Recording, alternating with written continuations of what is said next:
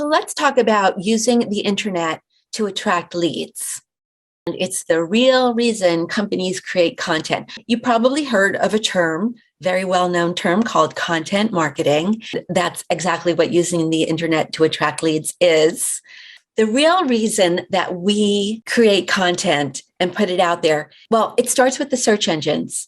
The search engines' jobs are to return results to people who are searching on certain things. So we want to make sure that our content matches what they're searching on. And that's why we have tools like Google AdWords. Google tells us what people are searching on so that we can write content around it.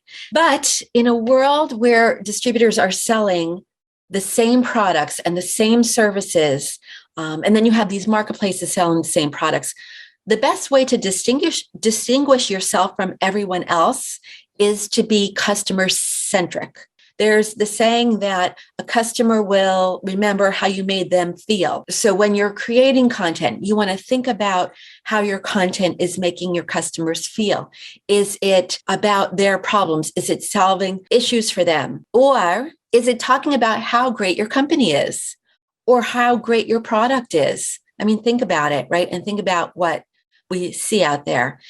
If that's what you're putting out there about how great you are, then it's the wrong content, right? People don't want to see that. They want their problem solved. Most people that create content, they kind of get scared to even start because they think it's a lot of work. It's not that much work. It's just the hardest part is getting started.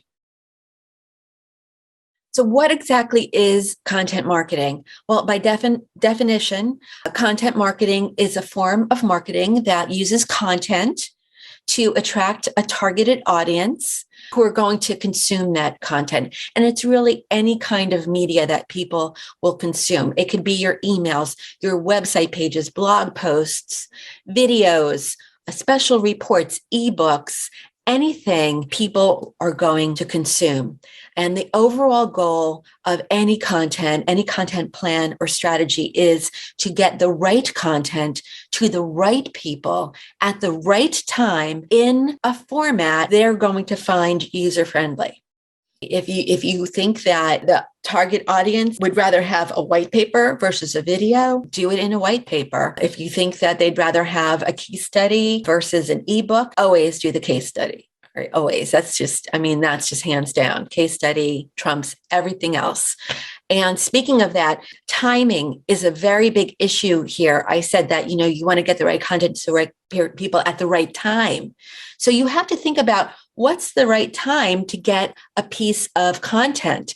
What does that mean? Well, when people are going to spend a huge chunk of money with you, they want to see case studies. They want to know whoever did business with you before had great success and that they're going to see the same success. People at the top of the sales funnel, testimonials, that's all they need to know. They don't have time to read case studies because they're really not interested in spending money right then. They're at the top of the sales funnel. One of the biggest problems that people have, that distributors have and any company has, is what should I create content about? I don't know where to start.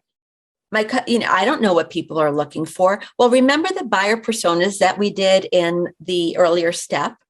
And remember these goals that we came up with? These are real goals of real people, real positions out there that distributors serve. So if you took 2 words, and the words are how to, and threw them in front of these 10 phrases, you have 10 things that you can write about.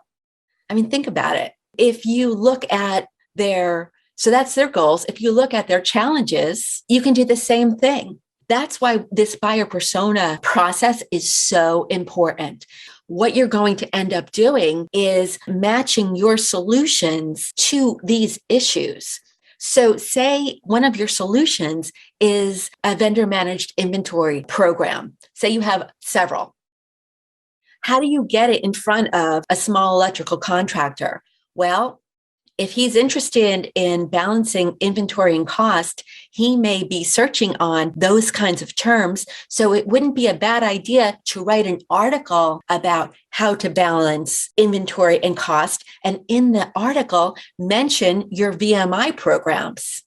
And that's how this works. So at the top of the funnel, it would be an article that maybe has six ways to balance inventory and cost when you're a small electrical contractor, right? We've all seen those out there. That's why they're there. When you go to those articles, you'll see there's always links that take people deeper into the solutions that whoever wrote the article is trying to sell.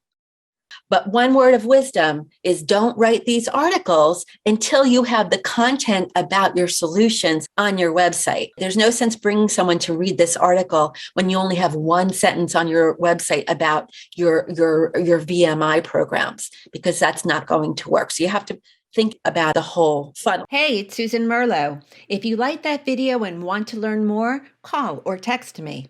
I'd love to hear about your business and show you how this would work for your sales team.